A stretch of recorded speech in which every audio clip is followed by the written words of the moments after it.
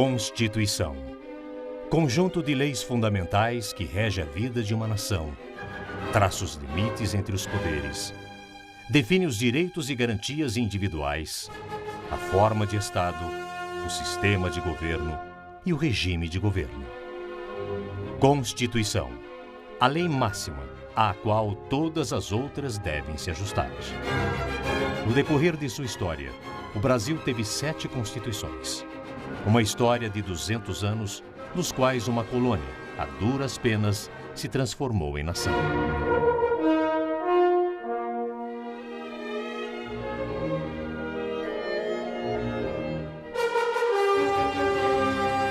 Em 1804, Napoleão Bonaparte é coroado imperador e começa uma série de batalhas para conquistar novos territórios e expandir os domínios do Império Francês, que chegou a ocupar quase toda a Europa. Em 1805, a Marinha Francesa tenta invadir a Inglaterra, mas é derrotada pelo almirante Nelson na Batalha de Trafalgar. Como represália, Napoleão decreta o bloqueio continental, em que todos os países europeus devem fechar seus portos para o comércio com a Inglaterra, debilitando as exportações do país e causando uma crise industrial. Muitos países, entre eles Portugal, dependem da Inglaterra para importar produtos industrializados. Os portugueses não têm escolha. Dizem não a Napoleão e ao bloqueio continental. Insatisfeito, Napoleão invade Portugal. Numa jogada estratégica, a família real portuguesa, encabeçada pelo príncipe regente Dom João, parte para o Brasil, instalando e operando o governo português diretamente do Rio de Janeiro em 1808. E o primeiro ato da vinda da família real aqui estabelecida na terra é a chamada, aspas, abertura aos portos, bem entendido, às nações amigas, leia-se claramente, basicamente o interesse é a Inglaterra, abertura dos portos a todos, mas teoricamente com mais clareza a Inglaterra. Você está quebrando o chamado pacto colonial, o chamado exclusivo colonial ou monopólio colonial. Ele é a característica central do sistema colonial, de tal modo que alguns historiadores dizem, e acho que é extremamente importante a posição deles, sem o monopólio, sem o pacto colonial, sem o exclusivo colonial, muito dificilmente você identifica a colonização. Como se você efetivamente tivesse rompido a colonização a partir daquele momento. Enquanto Beethoven apresenta para o mundo a Quinta Sinfonia, o Rio de Janeiro começa a se tornar o centro político, econômico e cultural do recém-nascido Estado brasileiro. Dom João toma diversas medidas para fortalecer a economia. Entre elas, libera a instalação de indústrias e a importação de matérias-primas com isenção de impostos. Cria também o Banco do Brasil, a primeira instituição financeira instalada no país. É instaurada a Casa da Suplicação como tribunal de última instância. Marco inicial da organização judiciária no Brasil, era o tribunal equivalente ao atual Supremo Tribunal Federal. Você não precisa mais de uma figura que seria a representação da justiça, a figura do ouvidor geral. As bases da justiça começam a ser efetivamente lançadas a partir desse momento. A ideia da Casa da Suplicação é que todos os problemas sejam mandados via essa Casa da Suplicação. Mas é como se o intermediário que existia deixasse de efetivamente existir. Ou seja, você vai fazer suas súplicas, você vai fazer os seus pedidos diretamente a quem interessa. Napoleão finalmente é derrotado na Batalha de Waterloo, pondo fim ao Império Napoleônico. As grandes potências europeias se reúnem no Congresso de Viena para redefinir o mapa da Europa e criar a chamada Santa Aliança. Inspirado pelas ideias absolutistas da Santa Aliança, Dom João VI eleva o Brasil à qualidade de reino, criando o Reino Unido de Portugal, Brasil e Algarves. Se você tem um país que era uma colônia, e você de repente diz que essa colônia agora passa a ser um Reino Unido a Portugal e Algarves, você está dizendo que o Estatuto do Brasil é exatamente semelhante ao de Portugal. Então, nesse momento, em 1815, você tem efetivamente a ruptura de qualquer ideia de colonização. De fato, a colônia deixa de existir, inclusive institucionalmente, a partir desse momento, 1815, essa elevação. Então, Portugal e Brasil estão no mesmo status. Uma revolta explode em Portugal, exigindo o fim da monarquia absoluta e a convocação de uma Assembleia Constitucional. Tropas portuguesas dos quartéis do Rio de Janeiro amotinam-se, exigindo que Dom João retorne a Portugal. Depois de vários conflitos e mortes, o rei resolve retornar e nomeia regente seu filho primogênito, Dom Pedro. Pedro, antes que algum aventureiro o faça, coloque a coroa em tua cabeça. E essa frase é uma frase extremamente interessante, né? Ele tem ideia do momento difícil que está vivenciando, ele vai se render às pressões porque não tem outra saída. Chega um momento em que ele percebe, Dom João VI, que se ele aqui permanecer, ele corre o risco de ficar só aqui e não existir mais Portugal. Portugal está numa ebulição tremenda, e ele dá esse sábio conselho ao seu filho. O Brasil estava saindo do período colonial, né? As forças sociais, econômicas, já não cabiam no sistema da mineração, daquela fase inicial, eu diria quase que primitiva, do país colonial. O ouro já se exaurira. Então, era um momento era realmente uma encruzilhada ali. Ou o país se viabilizava política e economicamente, ou não teria futuro nenhum. Os ideais da chamada Revolução Francesa e os ideais da independência dos Estados Unidos estão claramente disseminados e nós estamos vivenciando. O Brasil é um dos últimos países a se tornar independente, um processo que ocupa toda a chamada América Espanhola. Tudo isso propiciou a volta da corte para Portugal, o que resolveu alguns problemas, mas do nosso ponto de vista iria gerar uma complicação maior, quer dizer, a pressão para nós voltarmos a uma situação de estrito domínio, né, colonial português. Sendo que Portugal não tinha lá no século XVI e tinha menos ainda agora, no início do século XIX, condições de ter uma colônia desse porte. No dia 7 de setembro, às margens do rio Ipiranga, em São Paulo, Dom Pedro toma conhecimento de ordens vindas da corte portuguesa para que ele retornasse a Portugal, ou então seria acusado de traição.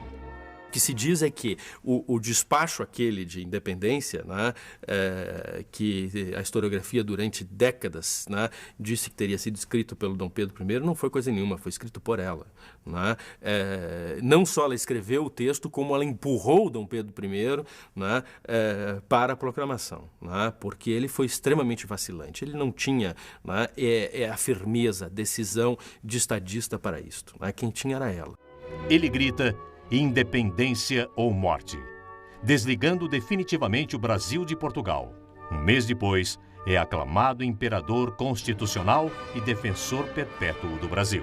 A declaração de independência é, no fundo, não só uma ruptura, mas também a ideia de uma continuidade. Ele tem clareza da continuidade, né? Então, aqui está se estabelecendo, cria-se uma nação independente, sim, mas a sua permanência representaria a continuidade da coroa portuguesa aqui no Brasil. As novas constituições surgem sempre em momentos de contestação do regime então vigente. E a queda desse regime vigente vai levar sempre à formulação e à implantação de uma nova Constituição, né, para regular a parte jurídica e as relações entre governantes e governados. Finalmente, o projeto de um Brasil livre, uma nação com controle sobre o seu destino, começava a tornar-se realidade.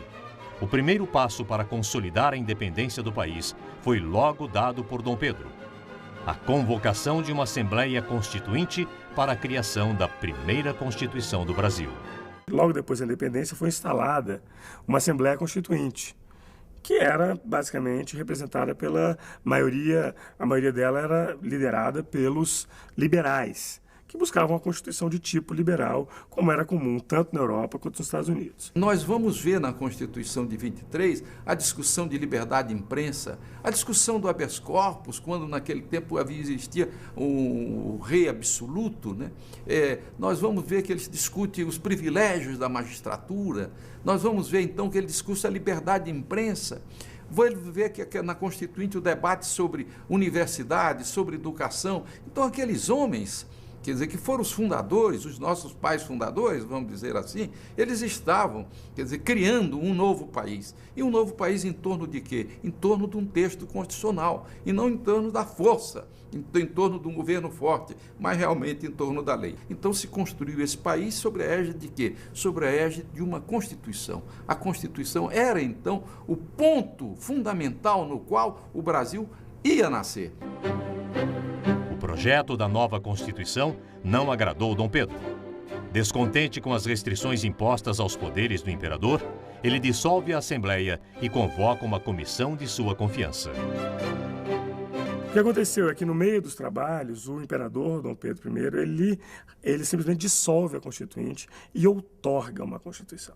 No dia 25 de março de 1824, é outorgada a primeira Constituição do Brasil independente. Então isso já é um fator diferencial, porque o Brasil entra na independência, mas entra na independência com esse regime monárquico forte, o que o diferencia de outros lugares na América Latina.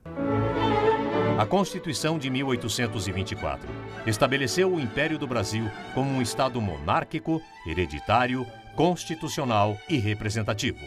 Nela estavam previstas garantias e liberdades individuais e eleições indiretas e censitárias. O nível mínimo de propriedade ou de renda que uma pessoa tinha que demonstrar para se tornar eleitor era medido em arrobas de farinha de mandioca, né? Isso está escrito na Constituição, literalmente. Então as pessoas acham que aquilo é uma demonstração da obtusidade, da estreiteza de vistas dos legisladores da época. Não é. Então, na verdade, no Brasil, naquela época, não havia muita moeda circulando, havia muito pouca, né?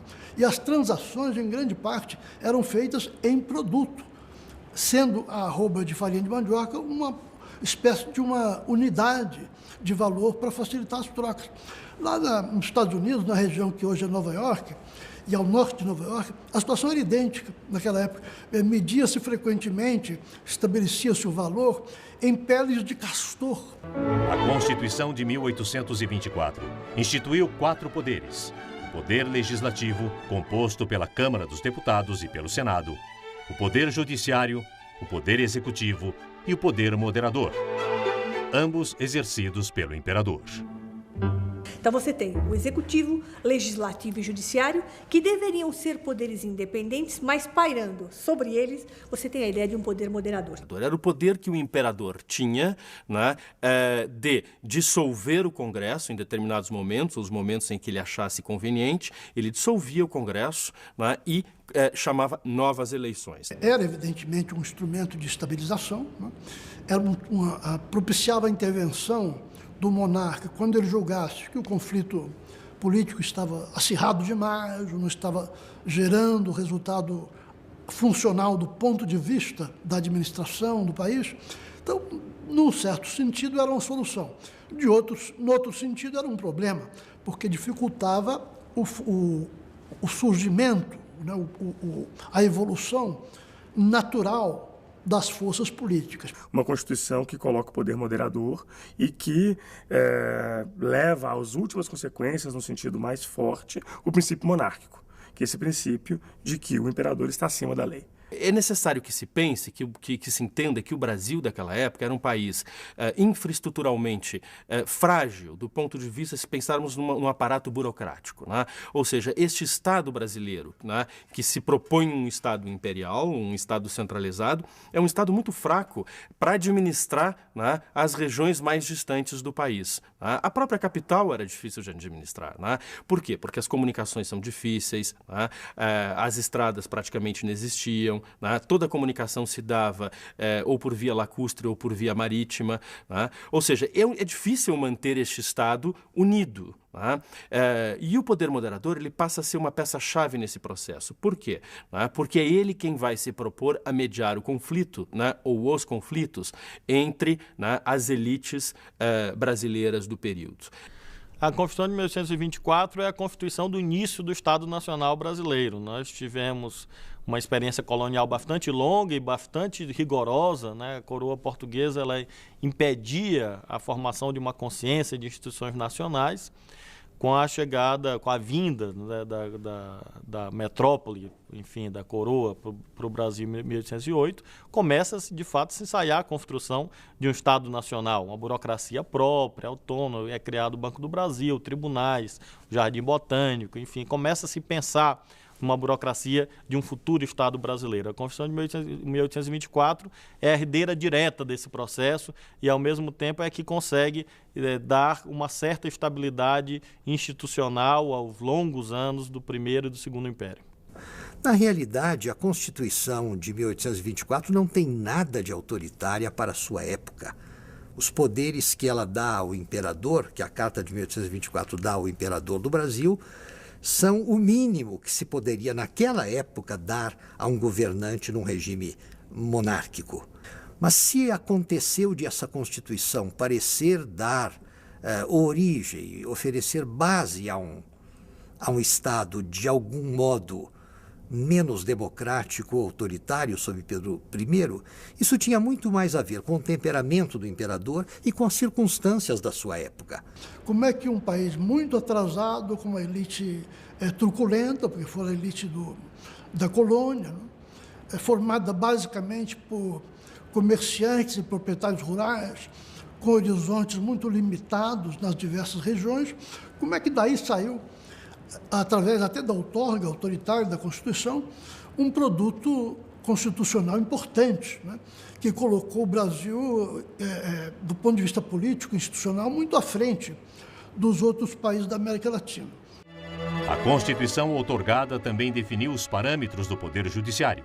Foi estabelecida por leis ordinárias uma estrutura com juízes vitalícios, tribunais e jurados. Nesse âmbito, também transparecia a influência de Dom Pedro. A Constituição assegurava ao imperador o poder de absolver réus condenados pelo judiciário.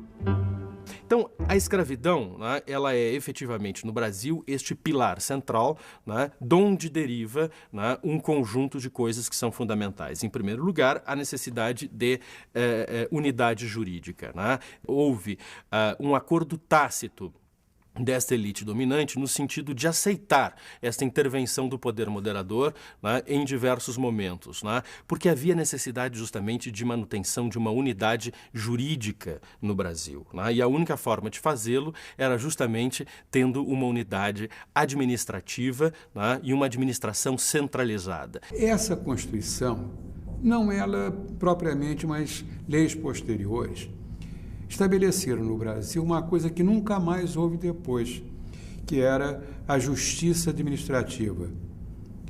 Tribunais administrativos com função quase jurisdicional, seguindo um pouco o modelo do Conselho de Estado napoleônico. Então nós tínhamos, na verdade, criado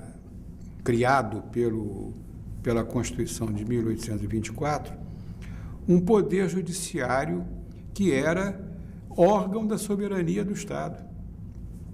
Mas, ao mesmo tempo, ao lado dele, um Conselho de Estado que exercia poder disciplinar sobre os juízes. Por exemplo, a Constituição previa o impeachment de juízes. O juiz cuja conduta aberrava dos padrões éticos e legais da sua função, ele podia sofrer um processo disciplinar que seria inicialmente apreciado pelo Conselho de Estado, não por órgão judiciário, não pelo poder a que pertencia, mas por esse órgão que era, na verdade, presidido pelo imperador. Portanto, o Poder Judiciário, que deveria ser autônomo e era autônomo nas questões jurisdicionais, não o era quando se tratava da sua própria administração. Aí ele dependia do beneplácito do Conselho de Estado, que era um órgão de assistência do poder moderador, que era exercido pelo imperador.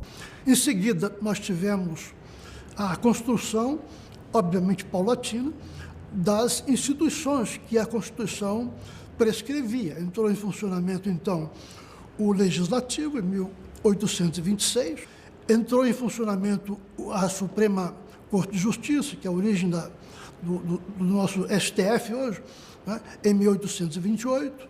Mas o que é importante é que só a Constituição de 1824, começa a se organizar a carreira da magistratura, sob a égide do Supremo Tribunal Federal. E uma coisa curiosa também dessa Constituição é que ela não permitia ao juiz, ela acabou com a possibilidade de um juiz exercer outra atividade que não a judicial, mas abriu uma exceção, que era para os mandatos eletivos, os mandatos políticos. Justifica-se, né? Porque era uma época em que não havia no Brasil gente formada, quer dizer, gente letrada, como se dizia. E, portanto, o número dos letrados era muito pequeno. Não se podia, para servir ao judiciário, privar o legislativo do concurso de gente qualificada, de homens qualificados. Dom Pedro I enfrenta enormes dificuldades. No plano militar, o Império é derrotado na campanha Cisplatina, perdendo o atual território do Uruguai. Sucessivos conflitos com a crescente oposição liberal e setores da elite deixaram insustentável a situação de Dom Pedro no Brasil. Sua indecisão entre o trono brasileiro e português é má vista entre a população do Brasil. Então há um descontentamento, quer dizer, há um desgaste muito grande da figura monárquica e muito rapidamente, porque se ele governa de 1822 até 1831, quando há efetivamente abdicação, e aí ele volta a Portugal, são apenas 9 anos de governo. Isso é muito pouco tempo para um rei, para um monarca, vamos dizer assim. Então, nesse curto espaço de tempo, aquele que era o príncipezinho, o desejado e o adorado por todas as pessoas, ele vai se mostrar uma figura muito concreta e com toda a rudeza que lhe era peculiar. Tanto que é muito estranho se imaginar hoje, passado tanto tempo, que alguém tenha deixado o poder, e é um poder que não é brincadeira, não é um poder que tenha um espaço de tempo configurado, efetivamente é um poder vitalício. Então ele deixa esse poder vitalício, deixa para alguém que nesse momento não teria condições de governar. Deixar para alguém de 5 anos é uma coisa, quer dizer, ele foi premido por uma situação que não lhe deixou outra saída, e como não tem saída, ele vai abandonar e...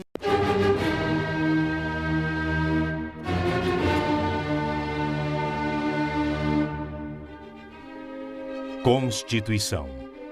Conjunto de leis fundamentais que rege a vida de uma nação. Traça os limites entre os poderes. Define os direitos e garantias individuais, a forma de Estado, o sistema de governo e o regime de governo. Constituição. A lei máxima, à qual todas as outras devem se ajustar. No decorrer de sua história, o Brasil teve 7 constituições. Uma história de 200 anos, dos quais uma colônia, a duras penas, se transformou em nação.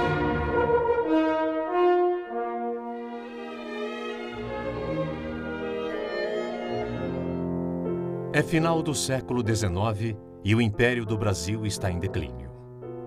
Com a ascensão dos ideais abolicionistas e republicanos a partir da metade do século, o Império lenta e gradualmente perde força. No dia 15 de novembro de 1889, um grupo de militares liderado pelo Marechal Deodoro da Fonseca dá um golpe de Estado, depondo o imperador Dom Pedro II. Isso acontece no Rio de Janeiro, no lugar que viria a ser batizado de Praça da República. Na primeira página do Diário Popular de São Paulo, do dia 17 de novembro de 1889, Aristides Lobo narrava que o povo assistiu bestializado aos acontecimentos.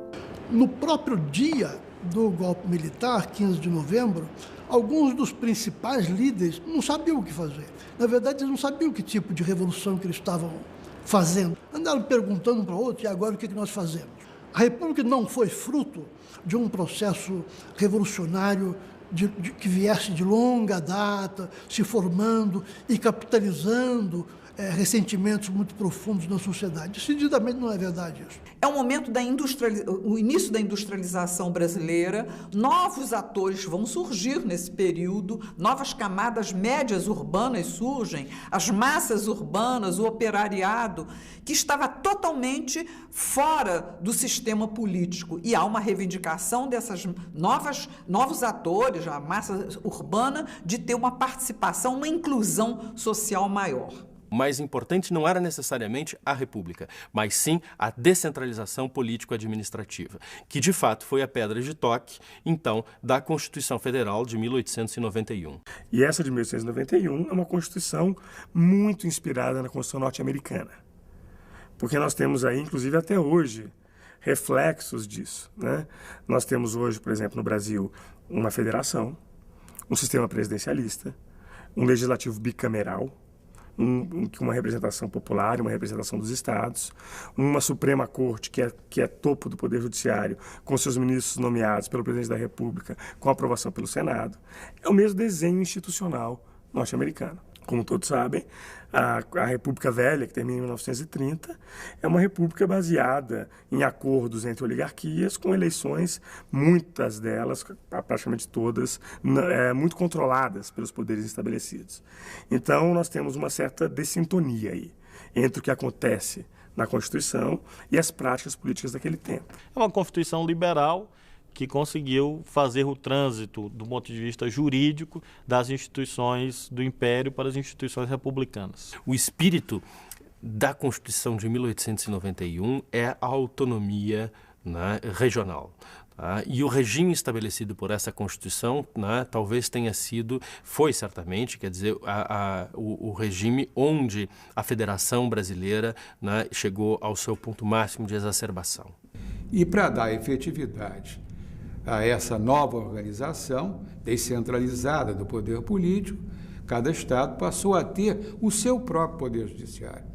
E ele, na verdade, é que aplicava as leis, resolvia os conflitos entre os cidadãos.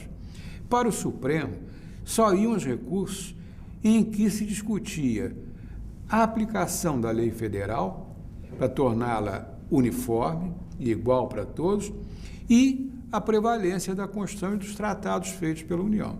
Isto é algo fundamental, é a chave de todo o sistema democrático. Tá? Então, um judiciário forte, tá? Um judiciário autônomo, é aquele judiciário que exerce a sua função política, que é justamente o controle da constitucionalidade das leis. Que outra coisa não é, né, do que dizer se uma determinada lei, né, é elaborada por um estado, por um município, enfim, é constitucional ou não. Ou seja, se essa lei fere os princípios de uma Constituição ou não. O que é isso? Quer dizer, isso é a garantia de estabilidade jurídica de uma nação. Nessa época, 1891 a 1893, o grande papel desempenhado por Rui Barbosa, como o advogado que requeria habeas corpus contra as ordens de prisão expedidas pelo governo, contra civis, contra militares, contra políticos, contra parlamentares e etc. O habeas corpus é um instituto que surgiu na Inglaterra no século XVII. É uma lei que estabelece um procedimento que qualquer cidadão pode questionar a perda ou ameaça de sua liberdade num tribunal competente. Isso foi incorporado nos Estados Unidos e também aconteceu com o Brasil. O que foi interessante nesses anos, entre 1900 e 1920, que essa doutrina brasileira do habeas corpus foi sendo estabelecida, é a ampliação da utilização do Instituto para que ele pudesse proteger também liberdades como a liberdade de imprensa, liberdade de expressão, estavam sendo ameaçadas na época. Então o habeas corpus perdeu a sua conotação mais penal para estabelecer justamente uma conotação de realização de direitos constitucionais. Essa é a grande contribuição. Tanto que nos anos 50 já havia aí toda uma luta por ter uma ação que protegesse direitos ameaçados pelo Estado, que vai gerar a criação do mandado de segurança. Tanto que é a regra que dura até hoje, onde não cabe habeas corpus, cabe mandado de segurança. A aristocracia cafeicultora, no auge do seu poder econômico, alcança também o poder político. O paulista Campos Salles assume a presidência e dá início à chamada política do café com leite. Um acordo que alternaria o poder entre os paulistas da indústria cafeeira e os pecuaristas mineiros. Durante as primeiras décadas do século XX, o mundo é palco de profundas transformações. Enquanto a Europa é devastada pela Primeira Guerra Mundial, o Brasil vive um momento de relativa estabilidade política e profunda oligarquização, a política dos governadores. O que significa? Ora, o coronel lá do interior garante o deputado para cima, que garante o governador para cima, que garante o presidente da República, e aí volta. O presidente da República garante o governador para baixo, garante o deputado, garante o coronel. Então cria-se o que se chama de uma rede de compromissos coronelísticos, cuja senha é precisamente essa indistinção entre espaço público e privado, e enorme exclusão da população do processo político. As oligarquias políticas que se estabeleceram nos estados com a perpetuação dos presidentes dos estados, como se chamavam então os governadores, sem possibilidade de a oposição algum dia chegar ao poder. A história da República, que se fundava na temporariedade dos mandatos e na rotação dos partidos no poder, ia por água abaixo. A democracia era ruim, foi piorada pela política dos governadores, mas boa ela não poderia ser nas condições da época, porque nós éramos um país com baixíssimo grau de urbanização, quer dizer, era um processo eleitoral ilhado. Não é? Basta imaginar, no início do século XX, o que era o transporte de uma região a outra. Não é? Às vezes, para uma pessoa se deslocar 200 quilômetros, era uma viagem quase impossível. Havia fraude, claro que havia muita fraude. Né? Você escrevia o nome, algum sinal qualquer, numa folha de papel. Né? Você era tangido para pequenas aglomerações no dia da eleição pelos chefes políticos, por isso é que se chama curral. Né? Você era levado a um curral eleitoral, neste caso.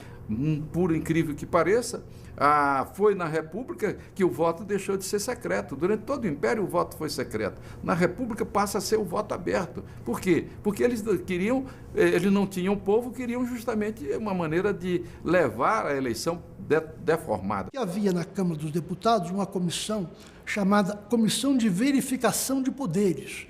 Quer dizer, havia uma comissão que reconhecia ou não a validade de um mandato eletivo. De dentro do sistema político, alguém reconhece o que é essencialmente uma questão judiciária, a validade de um mandato. Era assim. No dia 24 de outubro, a Bolsa de Nova York quebra, anunciando a chegada da Grande Depressão Econômica. O Brasil logo sente os efeitos da crise.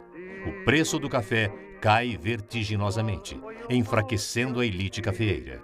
Desentendimentos entre as lideranças da política do café com leite acabam levando à criação da Aliança Liberal, partido que indicava para a presidência do Brasil Getúlio Dornelles Vargas. Foi ali uma contestação ao poderio dos cafeicultores. Havia uma reivindicação de que houvesse uma maior democracia e o povo pudesse votar livremente. Isso é muito claro na Aliança Liberal. Era a percepção da enorme injustiça que existia no país. É curioso, não era apenas a injustiça social, ricos e pobres, pobres e miseráveis. Não, era a injustiça geográfica. Era o Brasil esquecido. Era o Brasil do interior, onde se vegetava, não se vivia. Mesmo com a derrota de Getúlio Vargas nas urnas, no dia 24 de outubro, o presidente Washington Luiz é deposto por um golpe da Aliança Liberal. Getúlio, pela primeira vez, assume a presidência do Brasil. E é necessário fundar as bases aí de uma nova nação, de uma nova comunidade. E o modelo são as constituições do chamado paradigma do Estado Social. Mas o Brasil começa a se encaminhar para um processo de recentralização política e administrativa, né? Se estabelece nesse momento a forte tensão com as regiões, né? Decorrência disso, quer dizer, o exemplo disso é a eclosão da Revolução Constitucionalista em 1932 no estado de São Paulo. E esta revolução, ela parou o país, né?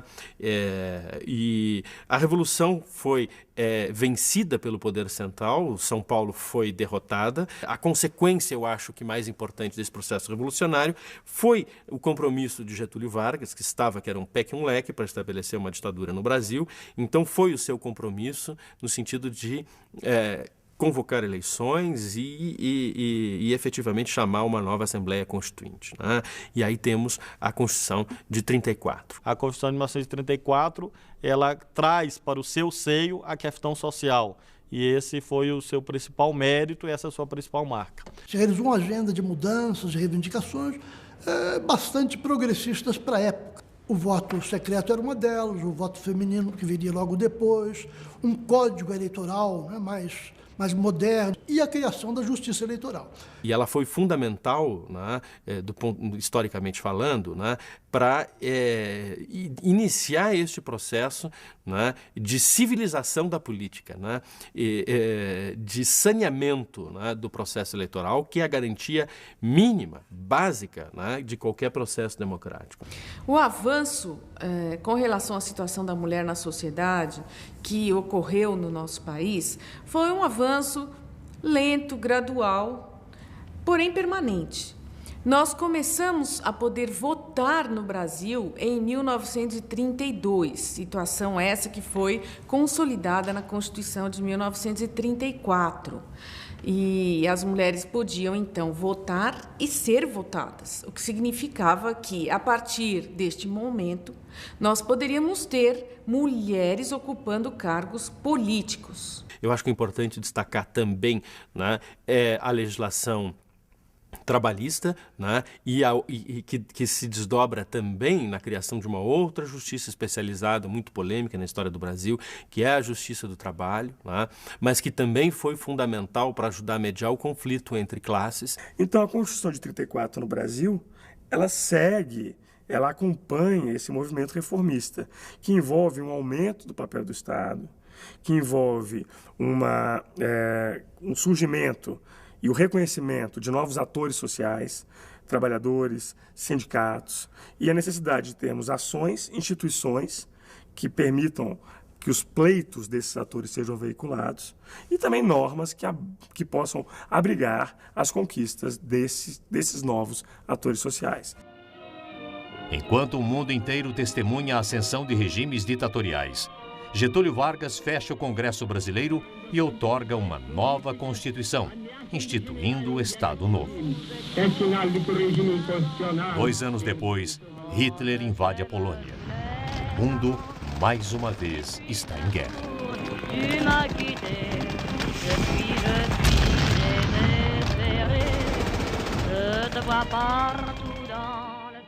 Esse golpe de Estado pressupôs e autorizou que ele outorgasse uma Constituição, que é a Constituição de 37. O equilíbrio dos poderes é uma coisa, a meu ver, essencial, né? E quase toda a Constituição diz mais ou menos o seguinte: os poderes são autônomos, mas devem ser harmônicos.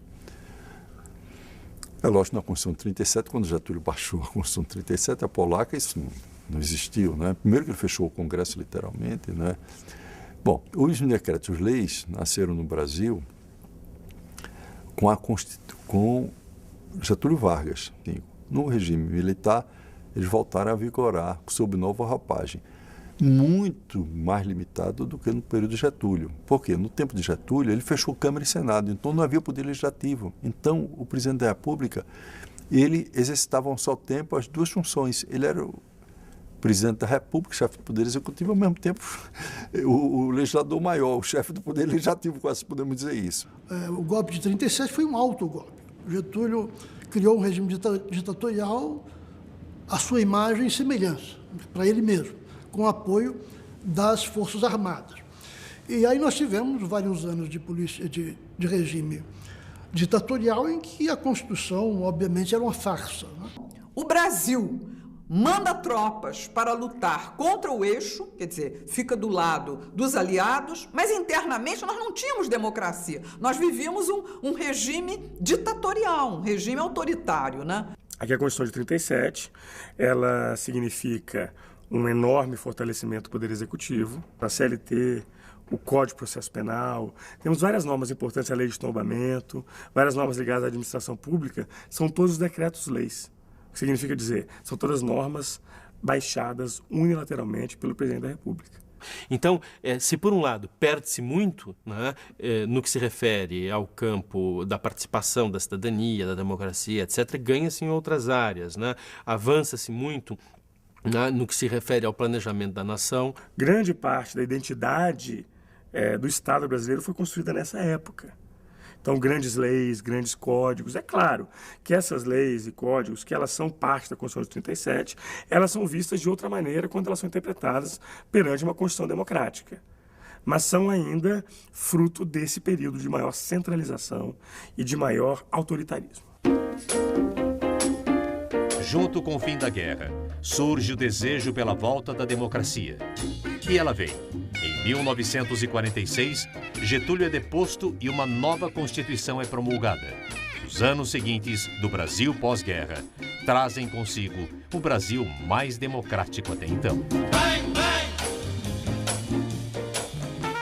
A Constituição de 1946 é a Constituição do retorno à democracia, valores que estavam na Constituição de 1891 foram trazidos para o seu âmbito, valores clássicos do constitucionalismo liberal. É a Constituição que pretende instituir uma democracia política plena, que é uma experiência constitucional relativamente bem sucedida, excetuados os golpes e contragolpes que marcaram os anos 50 até os anos 60, as dificuldades de um quadro de radicalização ideológica que o mundo vivia e que se refletia na arena política brasileira. Mas uma Constituição bastante interessante, bastante bem sucedida para o que se propunha. Ela reinstituiu o habeas corpus, que o Getúlio Vargas tinha suspendido, né? Ela instituiu o mandado de segurança, né? Uma série de garantias do indivíduo, etc. Ela alargou o capítulo, né, da área social, né, da área econômica e social. Então, ela foi uma Constituição muito importante nesse sentido, quer dizer, esse foi o grande espírito dela. Vamos resgatar a democracia no Brasil. Ela meio que reproduz o espírito de 34 e se insere nesse contexto internacional das constituições do pós-guerra. Mas ela também, né, pecou pelo excesso de preocupação no sentido de encontrar um modelo democrático, né, quase que paranoicamente baseado na ideia de pesos e contrapesos, né? E isto criou um sistema, né, um modelo institucional inviável no Brasil, né? Então, por exemplo, né, o presidente da República era eleito, né, por um partido, né, e era uma candidatura. O vice-presidente da República, né, que se eleito fosse deveria substituí-lo, né, era outra candidatura, outro partido, etc. Né? Isso criava, né, problemas e disfunções extraordinárias. Né? Lembrem da renúncia de Jânio Quadros, né, justamente imaginando que o Congresso e a elite política brasileira não suportaria ter o seu vice, né, Jango, né, na presidência da República, né, isso em 1961, em agosto de 1961, porque o Jango, na verdade, era da oposição, né, e o Jânio Quadros era da UDN, o Jango do PTB e o Jânio Quadros da UDN. João Goulart chega também num momento complicado. Por quê? Foi o auge da Guerra Fria, né? A campanha anticomunista. E tem um lado que é muito importante que a gente não pode esquecer, que é o momento da vitória da Revolução Cubana. E havia todo um medo, né, de países como o Brasil se transformarem num regime socialista, comunista, como era Cuba. Na verdade, Goulart não era um comunista, mas ele foi identificado como tal, né? Negam muito isso. Então estão negando o Prestes. É só pegar os livros que o Prestes ditou para o Denis de Moraes, onde ele diz exatamente como a ligação que ele tinha com Jean Goulart, com todos os ministros, e como ele tinha presente junto ao presidente João Goulart o representante do Partido Comunista. No dia 31 de março, tropas militares marcham em direção ao Rio de Janeiro com uma missão: tomar o poder das mãos de Jango. Uma das primeiras providências do regime militar é editar o primeiro de 5 atos institucionais, que suspendia a Constituição por 6 meses e, com ela, todas as garantias constitucionais. A Constituinte de 67, que na verdade toda controlada, já pelo poder estabelecido militar à época, ela já aponta para uma maior centralização, para um maior autoritarismo, mas ela ainda mantém a capa de legalidade de que o regime militar sempre se serviu. O regime militar brasileiro teve essa...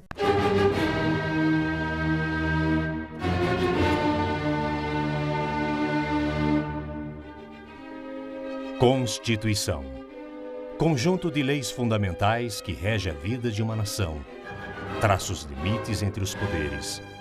Define os direitos e garantias individuais, a forma de Estado, o sistema de governo e o regime de governo. Constituição. A lei máxima, à qual todas as outras devem se ajustar. No decorrer de sua história, o Brasil teve 7 constituições. Uma história de 200 anos, nos quais uma colônia, a duras penas, se transformou em nação.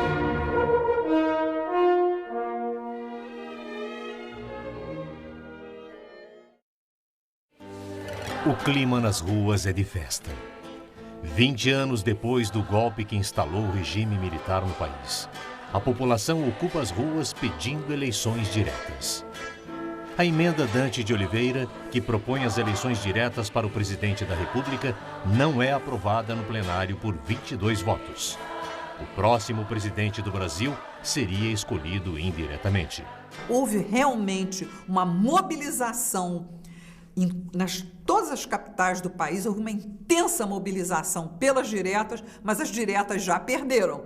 Teria sido ainda mais importante que tivéssemos tido eleições diretas na transição do regime militar para a democracia, como em outros países ocorreu. Aqui nós fizemos uma transição mais gradual, porque as forças conservadoras se uniram de uma maneira muito engenhosa e elas controlaram mais esse processo. Tancredo Neves para presidente, José Sarney para vice e Ulisses Guimarães como coordenador de campanha. Essa era a configuração da chapa oposicionista nas eleições de 1985. Tancredo concorreu contra Paulo Maluf, o candidato do governo, e ganhou. A população brasileira comemorou intensamente, mas no dia 14 de março, véspera da posse, é internado no Hospital de Base de Brasília. 38 dias depois, aos 75 anos, morre Tancredo Neves. Em seu lugar, como o primeiro presidente civil em mais de 20 anos, assume José Sarney. E naquele tempo era o vice-presidente que não tinha, o ministério não era seu, um vice-presidente que não tinha participado da formulação do plano de governo, evidentemente eu tinha me preparado para ser um vice-presidente fraco de um governo muito forte, que era do Tancredo Neves. O presidente Sarney assumiu e cumpriu todos aqueles compromissos. Nós tínhamos um chamado compromisso com a nação, que eram compromissos esse de restaurar a democracia. Convocamos eleição para, já no mês de novembro, das capitais, dos estados. Todo mundo até me perguntava, mas isso é uma loucura. Eu disse, não, é porque nós temos que realmente, a sociedade, ela precisa de amplos espaços para que ela possa, então, encontrar, através desses espaços, o processo democrático. A democracia tem que entrar através de um sistema de capilaridade na sociedade brasileira. E, para isso, nós temos que tomar todas essas providências imediatas. Então, a partir daí, o outro passo foi justamente convocar a Constituinte. Com as profundas transformações ocorridas no país, era fundamental a criação de uma nova Constituição. A Constituinte de 88 ela é um fenômeno muito interessante, 87 e 88. Ela foi convocada por uma emenda constitucional, a emenda 26 de 85. A tramitação dessa emenda foi toda acidentada por pretensões políticas. A primeira versão dela, o relator, o deputado Flávio Bierrenbach, ele propôs uma Constituinte exclusiva, ou seja, deputados ou constituintes eleitos só para a tarefa de redigir uma Constituição. Isso foi derrubado. Eu nunca quis ser deputado, eu só queria ser constituinte. Eu era daqueles que defendia que a Constituinte fosse separada, sabe, do Congresso normal. Não foi possível, mas os congressistas de um lado e os constituintes de outro lado, ou seja, a mesma figura tendo duas personalidades dentro da mesma casa, funcionou. E funcionou sob a batuta do Dr. Ulisses Guimarães, funcionou sob a batuta dos coordenadores das comissões e das subcomissões. Mas o que é interessante é que é uma Constituinte, então, que prometia pouco. Eleição toda conduzida por um partido que estava no poder, ausência de uma Constituinte exclusiva, ou seja, ao mesmo tempo era Congresso e era Assembleia Constituinte. 1/3 do Senado sequer tinha sido eleito para isso, tinha sido eleito em 1982, ainda no regime militar. Mas, ao longo do processo constituinte, houve um aumento da participação popular e dos processos de deliberação públicos. Isso é muito interessante. Eu acho que essa é a primeira Constituição onde efetivamente, né, se buscam acordos, né, e onde efetivamente se busca valorizar o processo democrático. Ela foi toda ela construída, né, em subcomissões que foram produzindo os capítulos, ouvindo sugestões da sociedade, etc. Né? Todos os partidos, inclusive as minorias, né, tiveram assegurado e garantido o seu direito de participação neste processo. Né? Então, o que eu quero dizer com isso é que, com todas as suas falhas, e não são poucas, né, esta Constituição ela foi o verdadeiro pacto democrático que se estabeleceu no Brasil. A Assembleia Nacional Constituinte foi instalada no dia 1º de fevereiro, presidida pelo deputado Ulisses Guimarães. 559 congressistas seriam responsáveis pela nova Constituição brasileira. O Congresso Nacional nunca teve a quantidade de movimentos sociais participando, entregando suas reivindicações e cobrando durante todo o processo da Constituinte a concretização das aspirações dos segmentos organizados da sociedade. Todos os movimentos sociais represados até ali, né, por causa do período que o país vivia,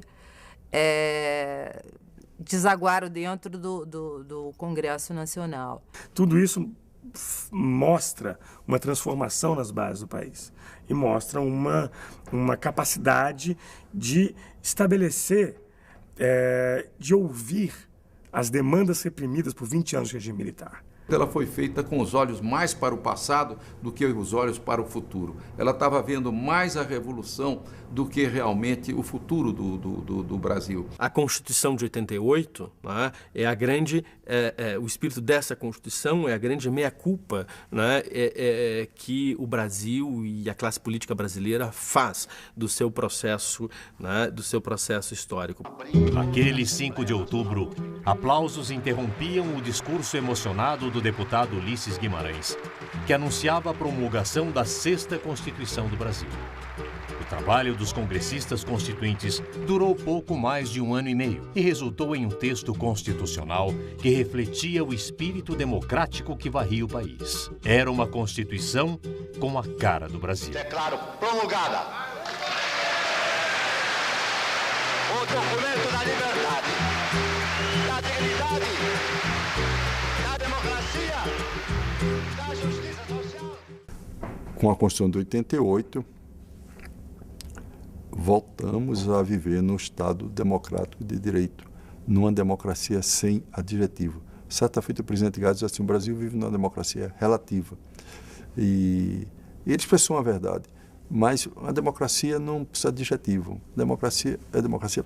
A Constituição de 1988, em todos os pontos, é a melhor Constituição que o Brasil já teve. Todos, rigorosamente todos. Porque ela conseguiu se apropriar da experiência do constitucionalismo liberal, os direitos individuais, a própria configuração da tripartição de poderes, aprendeu com equívocos de outros momentos, é a Constituição do pluralismo político, do pluripartidarismo, da livre competição entre as várias forças ideológicas, várias correntes políticas, é a Constituição dos direitos sociais, é a Constituição que melhor conforma o Estado. A nova Constituição continha inúmeros avanços e a população logo sentiria a mudança que cada um trazia. É o estabelecimento dos direitos sociais como direitos fundamentais. A emergência do Ministério Público Autônomo, né, que é extremamente importante para para um país democrático como o nosso. É o voto facultativo aos 16 anos. A emancipação da mulher se tornou totalmente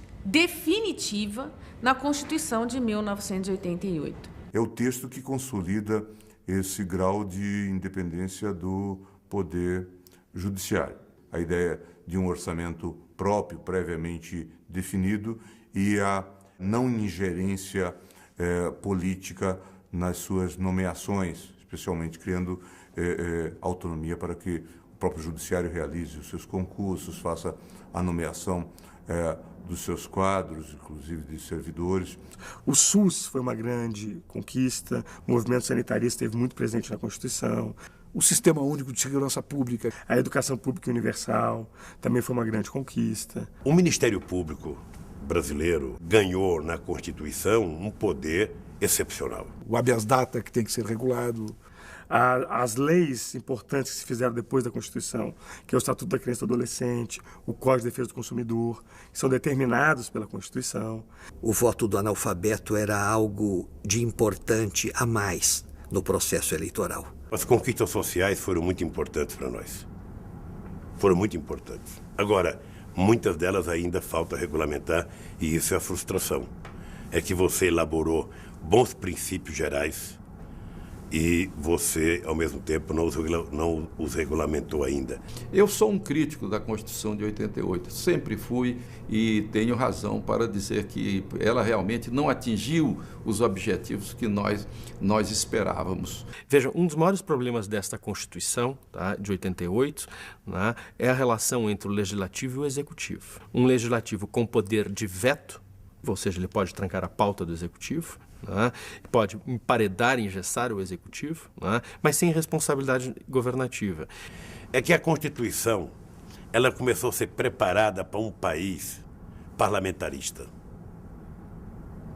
E aí veio o plebiscito e derrotou o parlamentarismo e ficou o presidencialismo. Então hoje nós temos uma Constituição, sabe, com forte cara parlamentarista, num regime presidencialista. Aí vem a questão da medida provisória. A questão da medida provisória, a meu ver, representa, assim, uma intrusão do Executivo na ação do Legislativo. Nós estamos num beco sem saída, porque sem as medidas provisórias é quase impossível governar, mas com elas também é impossível a democracia subsistir. Eu acho que o que a Constituição concede ao Executivo, sob o rótulo da medida provisória, é algo razoável por conta daquelas situações que são as premissas da medida provisória. A urgência absoluta e a relevância da matéria. Mas isso, veja bem, na medida em que o Poder Judiciário possa, com a sua função corretiva, evitar a criação de maus hábitos dentro do governo. Muitas vezes as medidas provisórias editadas pelo Executivo não obedecem aos pressupostos de urgência e relevância, né? Mais do que o próprio governo, é preciso condenar os dois outros poderes. O Legislativo, pela condescendência de não chamar a si certas tarefas legislativas, ele tem meios para fazer isso, e o Judiciário, seja por demorar em corrigir por vício formal a medida provisória, seja por ser tolerante nessa correção. A situação que nós nos encontramos hoje é uma situação de transição, né, para um outro modelo constitucional, né, onde o Poder Executivo vai ter que ter, sim, mais capacidade de resposta, e sem que o Poder Legislativo perca a sua capacidade de caçar, né, aquelas decisões ou de modificá-las num determinado sentido, vamos dizer assim, viável para a continuidade do exercício do Poder Executivo, do exercício das funções do Poder Executivo. Enquanto nas ruas o povo exercia plenamente os direitos garantidos pela nova Constituição, no Congresso o texto continuava sendo aperfeiçoado. Mesmo depois de sua promulgação, a Constituição sofreu diversas alterações através das emendas constitucionais. Bem, o que aconteceu de fato é o seguinte, é que nós fizemos, do ponto de vista institucional, do ponto de vista jurídico, uma extraordinária Constituição, talvez a mais avançada de toda a história do Brasil. Havia muita divergência se ela deveria ser uma Constituição municiosa, que entrasse em minúcias, que discutisse detalhes, ou se deveria ser uma Constituição tipo Constituição americana, apenas de princípios gerais. Nós optamos por tentar fazer uma Constituição mais minuciosa, que entrasse mais em detalhes. Bom, nós somos hoje uma Constituição das mais longas do mundo. Por quê? Porque colocamos na Constituição dispositivos que não são materialmente constitucionais, ou seja, são formalmente constitucionais, porque estão alojados na Constituição, passam a ser lei, então formalmente são regras constitucionais, mas não são materialmente constitucional. A Constituição americana tem 220 anos de existência, tem apenas 26 emendas. A nossa, de 88, tem 60 emendas já. Então, por que isso acontece? Porque são muitas matérias que estão sendo tratadas na Constituição. Se você, vou dizer assim, comparar esse texto constitucional com outros textos constitucionais mais enxutos, você vai concluir que é exagerado. Agora, por que isso aí está na Constituição? Por que a memória do Constituinte trouxe para a norma escrita a preservação desses direitos ou a determinação dessas obrigações? Porque certamente houve uma consciência média na Constituinte que esses direitos eram muito desrespeitados. Provavelmente todos os direitos que estão aí poderiam ser sintetizados numa só norma. Todas as pessoas têm o direito de ter uma vida digna e ter respeitado o seu corpo e o seu espírito. A Constituição de 1988 é a nossa esperança mais recente. Depois de tão brutalmente atacada, com uma enxurrada de emendas constitucionais que visavam anular as suas virtudes, seus pontos positivos, temos um período hoje de relativa calmaria. E eu espero que essa calmaria permita que essas relações entre os poderes, essa distância entre o generoso catálogo de direitos previstos no artigo 5º da Constituição atual e a realidade social possam ser problemas que encontrem no processo histórico a sua adequada equação. O Brasil precisa melhorar seus níveis de governabilidade e só conseguirá isso quando fizer essas reformas que, mais do que políticas, são reformas de caráter institucional e que são importantes não apenas do ponto de vista político, como muita gente pensa, mas são importantes do ponto de vista do desenvolvimento do país. O oxigênio no ar, que é o que permite as agências da sociedade, as empresas, os sindicatos, as escolas, respirarem e se desenvolverem. Esse oxigênio é a qualidade das instituições. Nem sei se é possível imaginar mais direitos do que os que estão já previstos na Constituição do ponto de vista jurídico. O problema é o que acontece na relação com o cidadão concreto, com o indivíduo, a pessoa física, com RG e CPF. Essa pessoa está, de fato, tendo aqueles direitos teóricos assegurados? Essa é a questão que nos falta responder. Agora, o que é importante na Constituição é a autenticidade, ela ter cara do povo a que ela se dirige. Agora, é evidente que certos graves erros técnicos do Constituinte podem prejudicar profundamente o funcionamento das instituições, inclusive, sobretudo, das instituições judiciárias. Há um conceito muito interessante, muito simples de Constituição. Ele é o estatuto jurídico do político. Ele dá forma legal, ou seja, ele traz para o direito uma modificação da política. Isso significa que nós vamos encontrar uma coincidência entre mudanças significativas na estrutura política do país e uma nova Constituição. Não é à toa. Isso envolve o quê? Envolve uma revisão das bases da legalidade. E a grande ideia interessante da Constituição é isso. Ela é, ao mesmo tempo, um documento político e jurídico. A Constituição é a maior lei de um país, a mais importante, e aqui vai determinar depois como deverão ser escritas as demais leis. Ela representa as opções políticas fundamentais de uma comunidade. Nós somos, por exemplo, hoje, uma república presidencialista, sistema representativo, bicameral, uma federação. Tudo isso são opções políticas que poderiam ter sido diferentes. Essas opções políticas nos marcam. Ao mesmo tempo, ao lado dessas opções políticas, a Constituição também é um documento jurídico. Ela também é a lei maior. Toda a legislação anterior ou posterior só existe de forma válida se ela for compatível com a Constituição. A Constituição é um parâmetro e ela é invocável nos tribunais. Os tribunais podem dizer que uma lei é inconstitucional, anular essa lei por inconstitucional. Então a Constituição é essa invenção moderna fundamental, que é uma invenção que consegue agregar esses dois campos, da política e do direito, e ao mesmo tempo separá-los. A política utiliza a Constituição de uma forma, o direito de outra. A Constituição nunca é um texto. É sempre um texto que se constantemente reprocessa pela sua leitura pelos tribunais e pela sociedade. Mas ela é também uma promessa de sociedade. Uma Constituição programática é uma promessa de sociedade.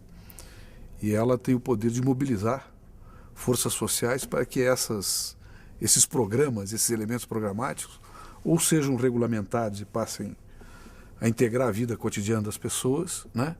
Ou sejam aplicados diretamente em determinadas circunstâncias. E a partir de 1988, a Constituição realmente passou a se integrar à vida da população mais do que nunca. A Justiça ganhou reforço com a criação do Superior Tribunal de Justiça e a instituição e alargamento de vários outros direitos, como os juizados especiais. A partir dali, o povo brasileiro começa a acreditar e buscar justiça. No momento em que a Constituição de 88 garante uma série de direitos, fortalece as instituições judiciárias, né? O próprio Ministério Público é incluído, né? A população começa a recorrer ao judiciário, numa população que antes não recorria, né? Ou recorria muito menos, né? E aí há esta explosão de judicialidade que marca o Brasil. Uma comparação assim bastante simplória. Quando a estrada melhora, o tráfego aumenta. A população, em razão dos direitos que foram assegurados pela Constituição de 88, inclusive com a edição do Código do Consumidor, o volume de demandas é muito maior do que era anteriormente. E o Judiciário passou a ser o veículo de reclamações pelo mau funcionamento dos poderes públicos. Então, se a população brasileira pode não entender, né, os meandros do funcionamento institucional do Judiciário, a linguagem própria do Judiciário, de uma coisa ela sabe, que ela pode recorrer à justiça brasileira. Não há serviço público mais acessível no Brasil do que a justiça. Eu sempre lembro que acesso à justiça